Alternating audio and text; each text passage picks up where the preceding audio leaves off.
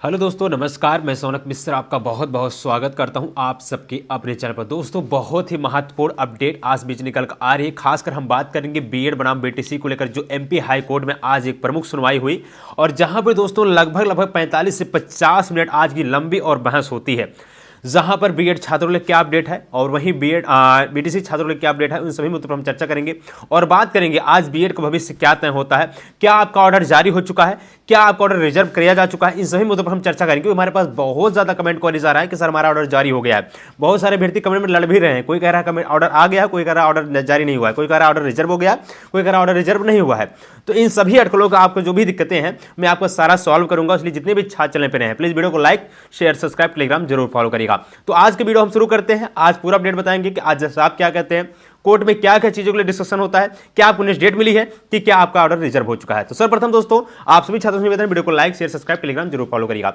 देखिए दोस्तों, आपको बताया गया था आपकी आज केस की हियरिंग लगभग 3:30 बजे के आसपास शुरू की जाएगी। वैसे होता भी है, लगभग आप केस की हियरिंग दोस्तों लगभग 3:30 और 3:40 के बीच स्टार्ट होती है, जिसकी सुनवाई 4:30 4:50 तक भी की जाती है। कहने मतलब दोस्तों लगभग ये सुनवाई 45 से 50 मिनट भी होती है। और यहां पर क्या क्या बिंदुओं पर चर्चा होता है, देखिए आपके जो जज साहब थे सराफ जी थे और कहने का मतलब और आपके सील नागू सर थे, दो चीफ जस्टिस थे, और आपके अधिवक्ता विज्ञान साहब जी थे, डीएलएड की तरफ से मीनाक्षी अरोरा जी थी, और बीएड की तरफ से तमाम अधिवक्ता थे क्योंकि स्टेट के भी अधिवक्ता थे और यहाँ बीएड के छात्र खुद के अधिवक्ता थे। कहने का तात्पर्य है इन सभी लोगों के बीच दोस्तों यहाँ पर बातों को रखा जाता है। शुरुआत होता है दोस्तों, आप देख सकते हैं मैं पूरा अपडेट लिखा हुआ हूँ क्योंकि मैंने आपको शाम से वादा किया था, शाम को शुरू से लेकर लास्ट तक अपडेट मैं आपको बताऊंगा। गुड्डू सिंह के मामले से शुरुआत होती है क्योंकि आपको पता है अगर बीएड के मामले को लेकर कोई केस चल रहा है सुप्रीम कोर्ट में, जो चयनित को लेकर चल रहा है वो गुड्डू सिंह का मामला है। गुड्डू सिंह मामला दोस्तों आपको पता है उत्तर प्रदेश संबंधित है, जो कि 69 भर्ती से है, जो कि शिक्षा मित्र से संबंधित है, जो बीएड छात्रों को बाहर करना चाहते हैं। ये दोस्तों क्यों उठाया जाता है मैं आपको बताता हूं। देखिए उठाया इसलिए जाता है क्योंकि मामला सुप्रीम कोर्ट से है। अगर सुप्रीम कोर्ट या चयनित अभ्यर्थियों के लिए कोई भी निर्णय देता है बीएड को लेकर के, वह सभी स्टेट मान्य रखेंगे। इसलिए यहां पर इस बीएड के अधिवक्ता के माध्यम से रखा गया कि अभी सर ये 69 भर्ती को गुड्डू सिंह का मामला सुप्रीम कोर्ट में चल रहा है, जो कि अभी मामला सुना जाएगा। एक डेट हुई थी लेकिन उस डेट की सुनवाई नहीं हो पाती, अधिवक्ता नहीं उपस्थित होते हैं। तो इस मामले की शुरुआत हुआ, जज साहब उस चीज को छोड़ते हैं। फिर दूसरा दोस्तों आता है राजस्थान का मामला, जहां पर मीनाक्षी अरोरा जी जो डीएलएड के अधिवक्ता वो बोलती हैं कि सर मामला है ये राजस्थान की तरफ से जो इसका निर्णय आया था राजस्थान में 25 नवंबर 2021 को, ठीक ना। 2021 में 25 नवंबर के दिन माननीय राजस्थान हाईकोर्ट ने यहां पर बीएड छात्रों को बाहर कर दिया था, जिसको लेकर मैंने आपको बताया कि ये राजस्थान और एमपी हाईकोर्ट एमपी में बीएड छात्रों के मामला अलग अलग है। क्यों अलग है? देखिए राजस्थान में राजस्थान सरकार नहीं चाहती थी कि बीएड छात्रों को हम यहां पे शिक्षक बनाएं, जिसको लेकर बीएड छात्र बचाव को लेकर के हाई कोर्ट में गए थे, तब वो बाहर हुए हैं। लेकिन एमपी में इसका जस्ट उल्टा है, एमपी सरकार खुद बीएड छात्रों को नौकरी दिया हुआ है, वो बीएड छात्रों को बचाना चाहती है। तो कैसे यहां पर ये चीजें हो जाती, जिसको लेकर के बीएड का अधिवक्ता ने इस चीज को रखा।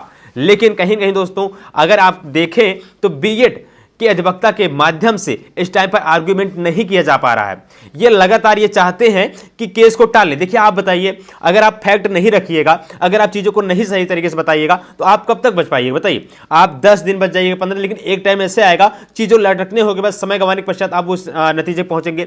इसलिए प्रयास होना चाहिए आप फैक्ट चीजों को बात रखें, अपनी मुद्दों की बात रखें, जो चीजें फैक्ट उस पर बात रखिए। क्योंकि देखिए इस टाइम पर सील नागू सर भी बहुत ज्यादा आक्रोशित होते हैं, उसके पीछे का रीजन है मैंने आपको बताया था 29 तारीख यानी कल के दिन जो बीएड के अधिवक्ता हैं स्टेट बीएड के, उन्होंने के माध्यम से एक एप्लीकेशन डाला गया। यहां पे दोस्तों देख सकते हैं केस ट्रांसफर का लेकर के, क्योंकि ये मामला चाहते हैं सुप्रीम कोर्ट में सुना जाए, जिसको लेकर सी लागू सर बोल रहे हैं बार बार आप भाई ये बता दीजिए मेरे सुनने में क्या कमी है, जो कि बिल्कुल सही बातें हैं। सी लागू सर बहुत ही बारीकियों से सुन रहे हैं लगातार। आप देखिए क्लियरिफिकेशन मोडिफिकेशन याचिका सुप्रीम कोर्ट जब सुना जा रहा था, इन्होंने इसके लिए 2 बार केस को टाल दिया, क्योंकि उन्होंने कहा जो माननीय सुप्रीम कोर्ट जब क्लियर कर देगा क्लियरिफिकेशन मोडिफिकेशन याचिका में अर्नब घोष के मामले में, तो हम केस सुनवाई आराम से कर सकते हैं। लेकिन जब माननीय सुप्रीम कोर्ट ऑलरेडी केस चल रहा है, हम किस सुनवाई कैसे कर सकते हैं, जिसके लिए इन्होंने केस को टाला था। इस चीज बीएड के अधिवक्ता को समझना जरूर चाहिए था, क्योंकि देखिए किसी चीफ जस्टिस पर आप विश्वास नहीं करेंगे तो दिक्कतें आपकी बढ़ेंगी, जिसको लेकर चीफ जस्टिस सी लागू सर इसलिए आक्रोशित होते हैं। वो कहते हैं क्या आपको हम पे भरोसा नहीं है, क्या आप को यह लगता है हम ये सुनवाई नहीं कर सकते हैं, क्या आपको लगता है हम इस केस को ऑब्जर्व नहीं किए हुए अभी तक, क्या हम मूर्ख हैं, क्या यहां पे हम चीजों को कर रहे हैं। बिल्कुल फैक्ट चीजों में उन्होंने बात किया, बहुत ज्यादा गुस्सा थे।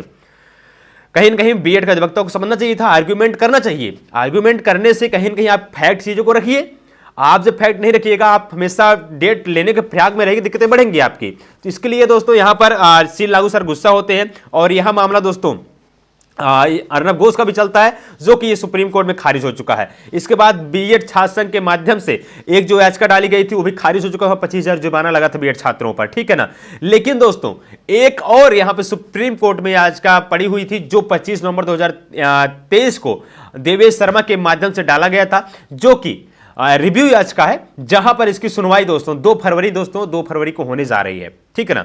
अब दोस्तों 2 फरवरी को लेकर क्या इसके लिए यहां पे कोर्ट में सुनवाई नहीं होती, लेकिन सी लागू सर बिल्कुल इसके मूड में नहीं थे, आज वो फाइनल जजमेंट करने के मूड में थे, ठीक है ना। आगे क्या होता है उससे पहले फिर से निवेदन करें, प्लीज वीडियो को लाइक शेयर सब्सक्राइब कर लीजिएगा। दोस्तों समझिए, मैं आपको लाइव टेलीकास्ट बता रहा हूं, क्योंकि बहुत ज्यादा जब आपके लाइव चल रहा था वहां पे चीजें स्पष्ट नहीं हो रही थी, क्योंकि बहुत ज्यादा क्लियर में आवाज वॉइस भी क्लियर नहीं हो रही थी, ठीक है ना। तो यहां पर दोस्तों आप देख सकते हैं, जिसको लेकर यहां पर सी लागू सर भड़के थे और उनके माध्यम से कहा गया कि हम पर आप भरोसा रखिए, हम केस को सुनवाई जरूर करेंगे। हालांकि विभिन्न छात्रों के माध्यम से, विभिन्न सोशल मीडिया पर जो आप सबको चीज़ों को बता रहे हैं, अपडेट प्रोवाइड कर रहे हैं, उनके माध्यम से बताया जा रहा है सुप्रीम कोर्ट का ऑर्डर, आज एमपी हाई कोर्ट का ऑर्डर जारी हो चुका है और यहां पे फाइनल रिजर्व कर लिया गया ऑर्डर। तो दोस्तों आपको बता दिया जाए, अगर आप फिलहाल अभी साइट पर जाइएगा तो वहां पर आपको ऑर्डर रिजर्व हुआ नहीं, रिजर्व सारी चीजें क्लियर हो जाएगा। हालांकि शुरुआती टाइम पर यह बताया गया कि आपका ऑर्डर जो है हियर्ड एंड रिजर्व ऑर्डर, ठीक ना, मतलब आपका ऑर्डर सुना गया और रिजर्व कर लिया गया, ये शुरुआती टाइम पे बताया गया था। लेकिन आप देखिए, अगर जाइए तो वहां पर चीजें बदल चुकी हैं, क्योंकि उस टाइम पे कैसे लिखा गया था, क्योंकि बहुत ज्यादा शोरगुल हो रहा था और साइड पे थोड़ा दोस्तों प्रॉब्लम थी, जिसकी वजह से कुछ चीजें गलत लिखी गई। यहां पर दोस्तों स्पष्ट हुआ, मैं ऐसे नहीं बोल रहा हूं, आप देखिए यहां पर देख सकते हैं आपको नेक्स्ट डेट मिल चुकी है और दोस्तों बोला जा रहा है नॉट रीच्ड ऑर्डर, हम ऑर्डर तक नहीं पहुंच सके हैं। इस केस की सुनवाई 1/2/2024 यानी दोस्तों 1 फरवरी यानी परसों के दिन फिर से सुनवाई होगी, वहां पर एक अंतिम सुनवाई की जाएगी, यहां पर बीएड छात्रों का भविष्य जो है तय हो जाएगा।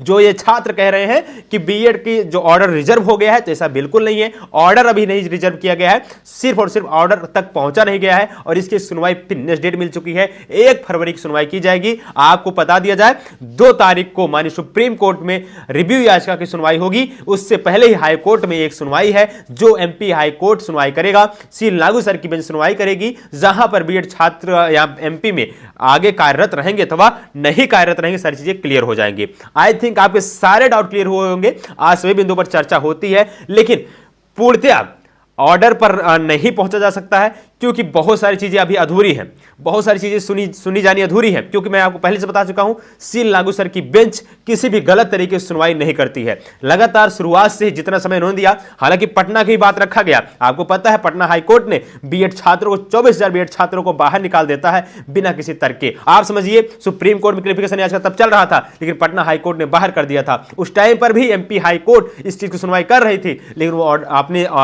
चीजों को डिले कर रही थी, नेक्स्ट डेट दिए जा रही थी। ऐसा आप नहीं कर सकते हैं कि सी लागू सर बेंच की अच्छी सुनवाई नहीं हो रही है, बिल्कुल हो रही है, लेकिन बस आपको फैक्ट चीजें रखनी पड़ेंगी। बीएड का अधिवक्ता को चीज समझना पड़ेगा, कहीं ना कहीं बीएड छात्रों को बचाया जा सकता है, तो अपनी फैक्ट चीजें से बचाया जा सकता है। अच्छा आप बताइए, बीएड छात्रों की गलती क्या है? आप फैक्ट चीजें बात क्यों नहीं रखते? आप क्यों डेट लेने चले जाते हैं?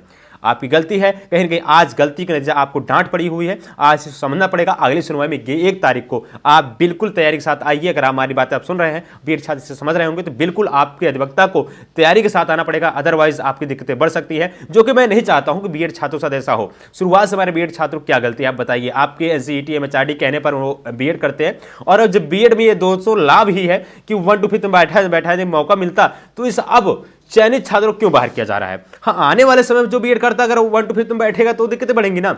अब तो आपने बाहर ही कर दिया है, तो कहेंगे दोस्तों माननीय सुप्रीम कोर्ट की समझना चाहिए था। इस केस को लेकर दोस्तों अभी क्लियरिफिकेशन याचिका में भी चीज क्लियर नहीं हुई है। हालांकि माननीय सुप्रीम कोर्ट में से याचिका तो जा रही है, लेकिन वो तुरंत ही खारिज कर दी जा रही है, डिसमिस कर दी जा रही है। लेकिन सुप्रीम कोर्ट को चाहिए था जरूर से जरूर इस केस को एक बार क्लियर कर देता कि ये ऑर्डर आपने जो जारी किया 11 अगस्त 2023 को, ये कब से लागू है, क्या 2018 से लागू है क्या 2023 11 का 2023 से लागू होगा? अगर 2023 से लागू है इसका मतलब 2023 से पहले यहाँ पे बीएड एलिजिबल है। अगर बीएड एलिजिबल है तो जो चयनित बीएड छात्र उनको बाहर नहीं किया जा सकता है। 2023 से पहले जितनी भर्ती अभी अधूरी पड़ी हुई है इस मामलों को लेकर के वो पूरी की जा सकती हैं। क्या क्लियरिफिकेशन नहीं दिया जा सकता है? जरूरी था। और ये दोस्तों रिव्यू आज सारी चीजें क्लियर होंगी 2 तारीख को, और आज भी आपकी सुनवाई 1 फरवरी की रखी गई। हालांकि बीएड के अधिवक्ता के माध्यम से 8 मार्च को मांगा जा रहा था, लेकिन सीए लागू सर बिल्कुल मूड में नहीं थे। बहरहाल दोस्तों जो भी अपडेट थी आपको फैक्ट एकदम सारी चीजें सही बता दी गई हैं, इसलिए जरूर चैनल सब्सक्राइब कर लीजिएगा। 1 फरवरी प्रमुख सुनवाई आपकी होने वाली है। बहरहाल दोस्तों जैसे ही ऑर्डर जारी किया जाएगा मैं ऑर्डर सहित आपको सारी चीजें अपडेट प्रोवाइड करूंगा, इसलिए जरूर चैनल सब्सक्राइब कर लीजिएगा। जुड़े चैनल साथ, धन्यवाद। जय हिंद, वंदे मातरम। वीडियो को लाइक शेयर सब्सक्राइब टेलीग्राम जरूर फॉलो करें। धन्यवाद।